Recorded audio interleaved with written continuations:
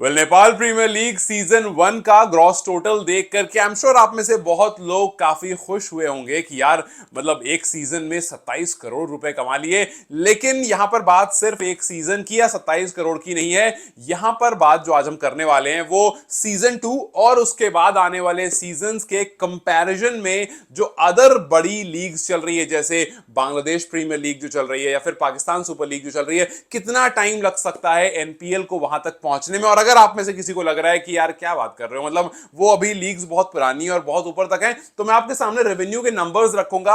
आप खुद मुझसे बोलोगे कि यार ये पॉसिबल है यार, मतलब एक साल में इतना कर लिया तो बहुत जल्दी वहां तक भी पहुंच जाए। खैर मैं आपसे जरूर जानना चाहूंगा कि आपको क्या लगता है कितना टाइम लगेगा, बट उसके नंबर्स आपको बताऊंगा। उससे पहले आपसे एक छोटा सा सजेशन चाहिए। सजेशन आप मुझे कमेंट बॉक्स में बता देना।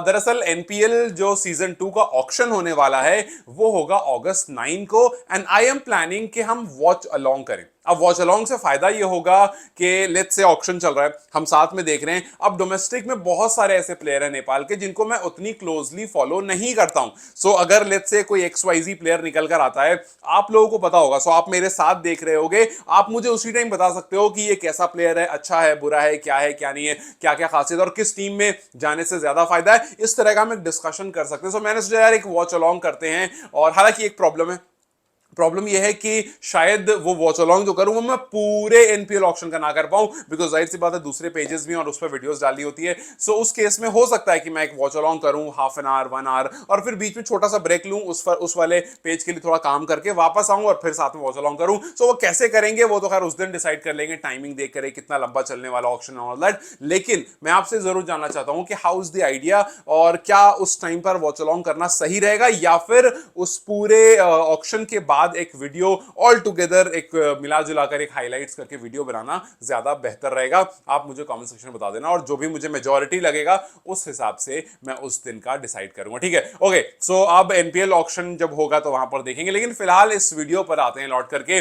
मैंने क्यों लिखा है NPL 2 will be bigger than NPL 1। देखो बहुत सारे ऑब्वियसली हम ये बहुत बार बात कर चुके हैं, खुद पारस दाई ने भी कहा था एनपीएल 1 के खत्म होने पर कि अगला सीजन और बेहतरीन होगा। और अभी जब नंबर्स हमारे सामने निकल कर आए तो हम और एक्साइटेड भी हैं कि यार काफी अच्छा नंबर है। और वे होपिंग कि एनपीएल 2 चाहे प्लेयर्स के मामले में हो, चाहे रेवेन्यू जनरेशन के मामले हो, या फिर क्वालिटी के मामले में हो, और या फिर रात में मैच होने के मामले में, हर तरह से एनपीएल 2 जो है वो बेहतर होगा। लेकिन आपके सामने कुछ नंबर्स रखता हूं, आप उनको देख करके मुझे बताना कि एनपीएल 2 तो चलो ठीक है बेहतर होगा, लेकिन 3, 4, 5 आते आते, मैं हर बार एनपीएल 5 की बात करता हूं, 5 आते आते क्या एनपीएल बीपीएल के बराबर हो जाएगा, बांग्लादेश प्रीमियर लीग के बराबर हो जाएगा? और अगर नहीं तो आपके हिसाब से कहां तक पहुंच पाएगा? देखो जो डेटा मैं आपको बताने वाला हूं वो वेल रिसर्च्ड डेटा नहीं है, बिकॉज मैंने बांग्लादेश प्रीमियर लीग पर पूरा रिसर्च नहीं करा है, बट हाँ वो विकीपीडिया और कुछ अलग जगहों से निकाला हुआ डेटा है। तो थोड़ा लमसम लेकर चलना, मतलब एक दो पॉइंट ऊपर एक दो पॉइंट नीचे हो सकता है, ठीक है। सो नेपाल प्रीमियर लीग की अगर बात करें तो 27.69 करोड़ नेपाल प्रीमियर लीग ने एक सीजन में रेवेन्यू जनरेट करा। अगर आप डॉलर्स के हिसाब से देखेंगे तो 1.9 मिलियन डॉलर्स एनपीएल का, लगभग आप 2 मिलियन डॉलर्स लेकर चलो। सो 2 मिलियन डॉलर्स एनपीएल ने एक सीजन से रेवेन्यू जनरेट करा। वहीं अगर आप बीपीएल की बात करते हो तो बीपीएल विकीपीडिया के हिसाब से 10 to 15 मिलियन डॉलर्स का बिजनेस किया था अभी रिसेंट में जब लीग कंक्लूड हुई थी।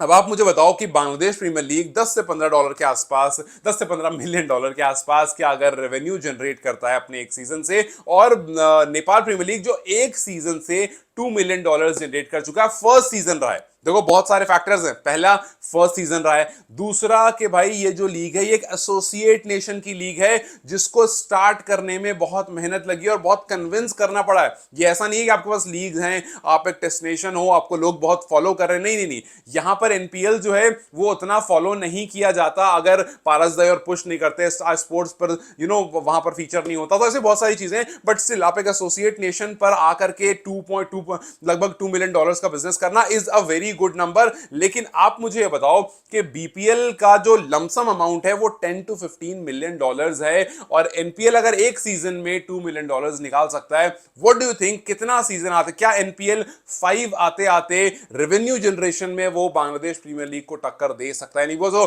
बांग्लादेश प्रीमियर लीग हाल फिलहाल में स्ट्रगल भी कर रहा है, अभी रिसेंट आपने खबर सुना होगा कि उनके पेमेंट को लेकर के, खास करके प्लेयर्स को जो पेमेंट वो करते हैं उसको लेकर के बड़ा मामला चल रहा था कि पेमेंट्स नहीं दे रही थी वो लीग, और बहुत सारी और चीजें थी जो उनके अपने इंटरनल कॉन्फ्लिक्ट चल रहे थे, कुछ जो उनके फ्रेंचाइज है उनसे इश्यूज चल रहे थे, तो उस लीग में थोड़ा सा मामला फिलहाल चल रहा था। हो सकता है उसको रिजॉल्व भी कर लें और लीग जो है वो दोबारा से उठ करके बेहतर हो, और हो सकता है ये पता भी ना चले, सब कुछ होकर के वो एज इट इज चलती रहे। सो वी डोंट नो कि चीजें किस तरह से टेक केयर की जाएगी, बिकॉज हम बहुत ज्यादा फॉलो नहीं कर रहे बांग्लादेश प्रीमियर लीग को, बट यस ये है कि स्ट्रगल वहां पर चल रहा था।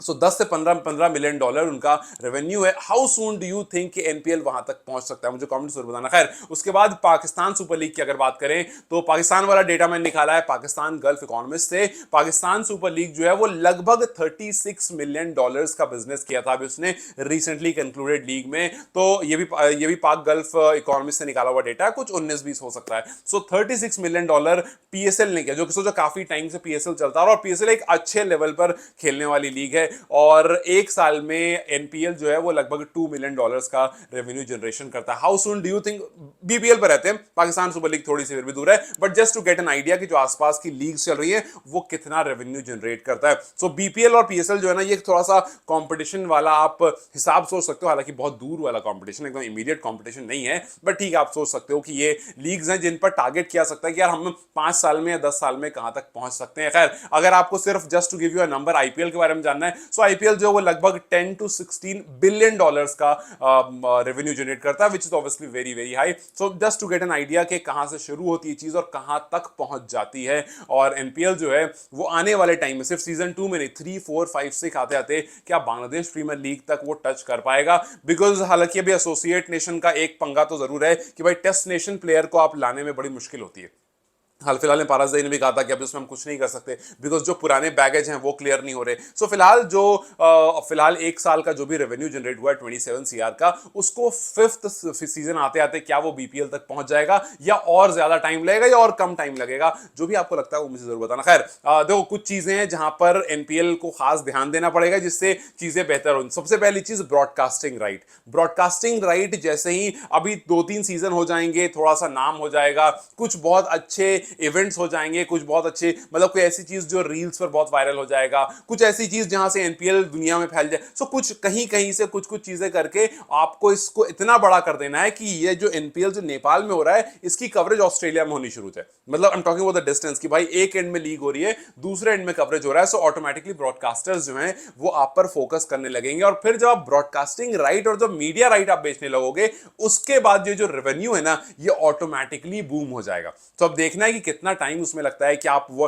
अभी तो क्या है, अभी आप Star Sports, you are paying Star Sports so that वो आपको दिखाएं, बट एक टाइम आएगा जब वो ऑटोमेटिकली लीग इतनी बड़ी हो जाएगी जहां पर आपको पे करने की जरूरत नहीं पड़ेगी, और people will take your rights कि हाँ भैया हम अपने पास दिखाएंगे, and that's how it's gonna happen. So उसके लिए ऑब्वियसली सबसे पहली चीज हो सकती होगी कि आप कितने प्लेयर्स को अपने पास ला सकते हो। अब एनपीएल 1 में हमने देखा कुछ बड़े प्लेयर्स आए थे, एनपीएल 2 में वैसे ही प्लेयर्स को आने की बात हो रही थी, बड़े बड़े प्लेयर्स का नाम सामने आया, स्टीव स्मिथ हो गए, बाबर आजम हो गए, इन बड़े बड़े प्लेयर्स का नाम सामने आया कि अभी इनिशियल कॉन्वर्सेशन में है, बट कितने ला सकते हो उसमें एक लिमिटेशन भी है। उसके बारे में पारसदाई ने कहा कि अभी भी हमारे पास जो पुराना बैगेज है, जो कुछ पास्ट में लीग्स में हुआ है, उसको लेकर के हमारे ऊपर एक रिस्ट्रिक्शन जरूर लगाई गई है, और अभी एक सीजन हुआ है तो आप जाहिर सी बात है एकदम से तो चीजें नहीं ठीक होंगी, बिकॉज पहले जो हुआ था वो थोड़ा सा बड़ा मामला था। सो पुरानी लीग की वजह से अभी भी बैगेज चल रहा है, और फिलहाल कोई क्लैरिटी नहीं है कि जो टेस्ट नेशन के प्लेयर का लिमिटेशन जो लगा है वो कब तक हटेगा। एक लिमिट है कि भाई आप 4 प्लेयर ही कर सकते हो या फिर आप ओवरऑल 6 प्लेयर ही रख सकते हो। सो एक जो लिमिट है वो फिलहाल नहीं हट रही। जब वो लिमिट हट जाएगी, जब आप नंबर ऑफ प्लेयर्स बढ़ा सकते हो, और तो और जब ये लिमिट हट जाएगी कि भाई जिसको आप ले रहे हो पिछले 2 साल से टेस्ट नहीं खेला, पिछले 2 साल से इंटरनेशनल में नहीं खेला, वो होना चाहिए। इस तरह की जो कुछ लिमिट्स है जब वो हट जाएंगी तो और आप अच्छे प्लेयर्स को, बड़े प्लेयर्स को, और जो उस टाइम पर ट्रेंडिंग प्लेयर्स होंगे, देखो एक सबसे बड़ी चीज क्या होती है कि आप ट्रेंडिंग प्लेयर्स को पिक करो। लेट्स से फॉर एग्जांपल कि आप जैक फ्रेजर मैकगर्ग एकदम से ट्रेंड कर जाते हैं, ठीक है, बहुत अच्छे फॉर्म में चल रहे होते हैं और एकदम भयंकर फॉर्म में, और उस टाइम पर वो आकर के एनपीएल खेल लेते हैं। सो अगर कोई ट्रेंडिंग प्लेयर आकर के खेल लेता है तो उस लीग को ऑटोमेटिकली लेवल जो है वो बढ़ जाता है। सो देखना ये भी होगा कि एनपीएल जो है वो कौन से इन फॉर्म प्लेयर को, खास करके T20 वाले फॉर्मेट के इन फॉर्म प्लेयर्स को पिक करता है। और थोड़ा सा आपको ऐसा करना पड़ेगा कि अपनी लीग को थोड़ा सा बैटिंग फ्रेंडली बनाना पड़ेगा। बिकॉज बहुत सिंपल सा फंडा, आप किसी भी लीग में जाकर देखो, अगर वो लीग ऐसी होती है कि 20 ओवर में 100 रन और 120 रन बन रहे हैं, तो उसमें एक साइड मतलब उसमें आपको मजा नहीं आता। फिर आप बोलते हो अरे अच्छा मैं टेस्ट देख लूं जाकर के, मैं T20 देखने इसलिए आया सो दैट यहां पर थोड़ा सा मजा हो, थोड़े से रन हो, थोड़ा सा अग्रेसिव क्रिकेट चल रही हो। अगर पिच आप इतनी स्लो बना दोगे और पिच आप इतनी ही मतलब डल बना दोगे कि भाई वहां पर 100 पे टीम ऑल आउट हो रही है, एक मैच, दो मैच, तीन मैच ठीक है, बट फिर उसके बाद लोगों को खुद में से उसमें से मजा खत्म हो जाएगा कि यार अगर मुझे स्लो ही क्रिकेट देखनी है तो मैं टेस्ट देख लूंगा जाकर के। अगर मैं T20 देखने आया उसका मतलब कि मुझे फास्ट क्रिकेट देखनी थी, इस वजह से मैं यहां पर आया था। सो थोड़ा सा पिच में भी आपको ये करना पड़ेगा कि ऐसा ना हो कि बिल्कुल ही एकदम आप हाईवे बना दो कि भाई 250 300 400 रन बन रहे हैं। ऑब्वियसली 400 तो बहुत ज्यादा हो गया, बट स्टिल के 250 300 रन बन रहे हैं। बट हाँ ये जरूर है कि थोड़ा सा बैटिंग फ्रेंडली रहे सो दैट आप रन देखो बहुत सारे, और वहीं से फिर इंटरेस्ट आता है और उसमें फिर आपके बॉलर्स इंप्रूव होते हैं कि हाँ भाई बहुत ज्यादा असेसमेंट नहीं है लेकिन यहां पर कैसे कैसे काम करना है, और फिर इवेंचुअली टीम जो है वो बेहतर हो जाती है, अच्छे प्लेयर्स बनने लगते हैं। सो ये अब देखना है कि किस तरह से पिच पर काम होता है, किस तरह से ग्राउंड्स पर काम होता है, और किस तरह से आने वाले सीजन में, जो कि पिछले से ऑब्वियसली बहुत बेहतर होने वाला है, जैसे आपको टिकट प्राइसेस बढ़ने वाले हैं, बहुत सारी चीजें जो बढ़ने वाली है। और इस बार तो खैर स्टेडियम भी आपको सीटिंग अरेंजमेंट बढ़िया हो गई है। सो यस, पिछले सीजन से सीजन बढ़िया होगा, इस बारे में तो कोई दो राय नहीं है। लेकिन क्या कुछ और इसमें कैन करेगा, क्या कैन इसमें इस बार बड़े प्लेयर्स को ला करके और थोड़ा सा इसको बूम करने की कोशिश करेगा। बिकॉज देखो, कैन को जो 2-2.5 करोड़ रुपए मिले हैं, वो आप मत सोचना कि यार 2-2.5 करोड़ रुपए मिले इसमें सब कुछ हो जाएगा। ये बहुत छोटा नंबर है। अगर आपको सुन करके लग रहा है कि भाई बहुत बड़ा नंबर है, तो एक बड़ी ऑर्गेनाइजेशन को चलाने के लिए 2.46 जो डॉलर मिले, जो करोड़ मिले हैं, वो बहुत बड़ा नंबर नहीं है। भाई आप सोचो ना कि 20 करोड़ के आसपास तो आपके एक्सपेंसेस हैं एनपीएल के। तो अगर आपने 27 कमाए, 20 एक्सपेंसेस में चले गए, तो बचे क्या? फिर कुछ नहीं बचा।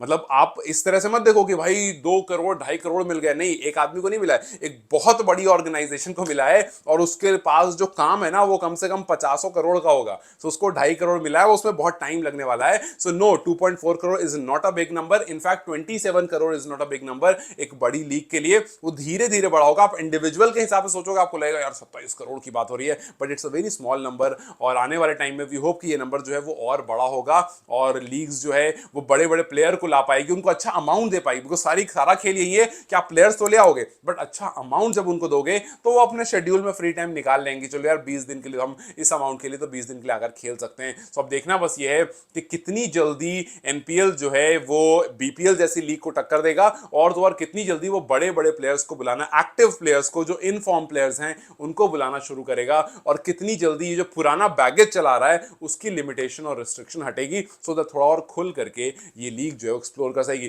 कुछ बहुत अच्छी चीजें जो नेपाल लीग की है। पहली बात आपको ऑब्वियसली फैंस, दूसरी बात लोकेशन कि भाई Nepal is that one place जहां किसी को भी मजा आया क्रिकेट खेल करके, और मौसम ऑब्वियसली बहुत अच्छा रहता है। लेकिन क्योंकि ठंड होगी ज्यादा और रात वाले मैचेस में देखना ये भी होगा कि किस टाइम पर मैच कंक्लूड होता है, बिकॉज ये सारे फैक्टर ही बहुत मैटर करते हैं एक लीग को बड़ा होने में। अभी सुबह में हुई थी, सुबह में कितने लोगों ने देखा, काम, ऑफिस, स्कूल, बहुत सारी चीजें। अब यही शाम में होगी तो वहां पर और चीजें बढ़ेंगी, व्यूअरशिप बढ़ेगी, ज्यादा से ज्यादा लोग देख रहे होंगे। बट कब तक आपको कंक्लूड कराना ये भी डिपेंड करता है। बहुत लेट करोगे तो हो सकता है बहुत सारे लोग ना आए देखने, या फिर जल्दी चले। बहुत सारे फैक्टर होते हैं, और वो सबको देख करके ही आपको लीग के टाइमिंग वाइमिंग रखनी पड़ती है। बट वी आर होपिंग कि इस बार आपको पिछली बार से बहुत बेहतर और बहुत अच्छा रेवेन्यू जनरेशन होगा, and I am very sure कि ये 2 टाइम्स से ज्यादा ऊपर जाएगा नेक्स्ट सीजन में। अगर इस टाइम पर 27 हुआ है तो आने वाले सीजन में आई एम वेरी श्योर के 2 टाइम्स तक तो चला जाएगा। खैर वो नंबर आप वो नहीं कर सकते, वो बहुत इट्स अ बिजनेस थिंग, उसको इस टाइम पर डिस्कस नहीं करेंगे। But yes, I am very sure के बहुत जल्दी ये कुछ बड़ी लीग से कंपीट करने लगेगा। वेनाई से बहुत जल्दी, ऑब्वियसली 5-6 साल उसमें है बहुत जल्दी, बट ठीक है, मेरे हिसाब से 5-6 साल लगेगा। और बीपीएल अभी जिस पॉइंट पर है वहां तक एनपीएल के पहुंचने के चांसेस। अगर आपके हिसाब से बीपीएल के जो मैंने नंबर्स आपको बताए, कितना टाइम लगेगा वो 10 to 15 मिलियन डॉलर्स के ब्रैकेट में पहुंचने में? फिलहाल 2 मिलियन डॉलर्स के ब्रैकेट में है। मुझे कमेंट सेक्शन में जरूर बताएं, और मुझे लाइव या post match video for NPL auction मुझे जरूर बताना, सो दैट उस हिसाब से मैं प्लान कर लूंगा। Till then you guys take care, I will see you very soon, bye bye.